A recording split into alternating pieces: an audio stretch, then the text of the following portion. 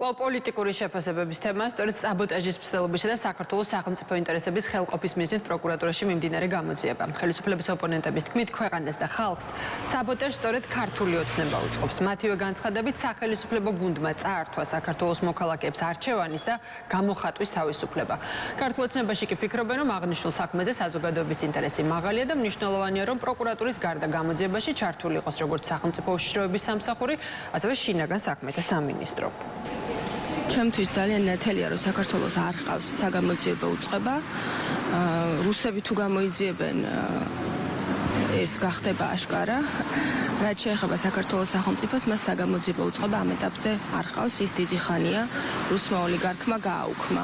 მაგრამ ახალი არჩევნების და ახალი ხელისუფლების პირობებში ნამდვილად ეყოლება საქართველოს საგამოძიებო უწყებები, რომლებიც კანონის და კონსტიტუციის დაცვის სადარაჯოზე დადგებიან. რაზე უნდა დაგვიბარონ, უბრალოდ ვერ ხვდები, ეს არის სრული აბსურდი, კიდევ ერთხელ ვიმეორე, პროკურატურას თუ რამის გამოძიება უნდა გამოიძიოს პირველ რიგში ის, რაც არის გამოსაძიებელი. მათ შორის, რადგან გახარიაზე მეკითხებით, გამოიძიოს ის, თუ რეალურად ვინ დაგეგმა და ვინ შეუკვეთა გახარიაზე ფიზიკური ძალადობა ბათუმში, ჟერატონში, რასთან დაკავშირებითაც ჩვენ ამდენი ხანია უკვე ვითხოვთ კადრების გადმოცემას, მაგრამ პროკურატურამ ეს კადრები ბათუმის ჟერატონისგან მზეულად აიყვანა.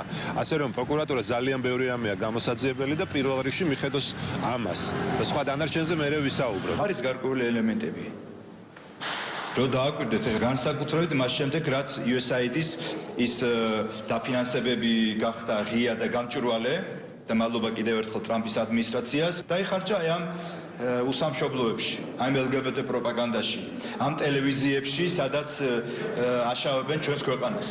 და შესაბამისად, ეს არის საბოტაჟი, ეს არის საკუთარი ქვეყნის წინააღმდეგ გადადგმული ნაბიჯი და ამასთან დაკავშირებით შესაბამისი მოკვლევას განახორციელებს პროკურატურა და იქ სადაც დაინახავს დარღვევას, ბუნებრივია რეაგირება იქნება. რადიკალური დაჯგუფებები, რომელიც დღეს პოლიტიკური პარტიების სახით არის წარმოდგენილი ქვეყანაში, ფინანსდებოდნენ გარედან თავიანთი პატრონების მეშვეობით და მათი მთავარი მიზანი და ამოცანა იყო ქვეყანაში სახელმწიფო გადატრიალება, ხელისუფლების დამხობა, რევოლუციური სცენარების გაღრმავება, საზოგადოების დაპირისპირება, გახლეჩვა, ექსტრემისტული ორგანიზაციების დაფინანსება და ასე შემდეგ. რა თქმა უნდა, ამ ყველაფერს ჭირდება გამოძიება და ყველაფერზე საჭიროა კონკრეტული პასუხების გაცემა. უამრავი კითხვები არსებობს და ყველა ის მოქალაქე, ვინც ჩართულია და ჩართული იყო ქვეყნის მიმართ მტრულ მოღალატეობრივ საქმიანობაში, ყველამ უნდა აგოს პასუხი.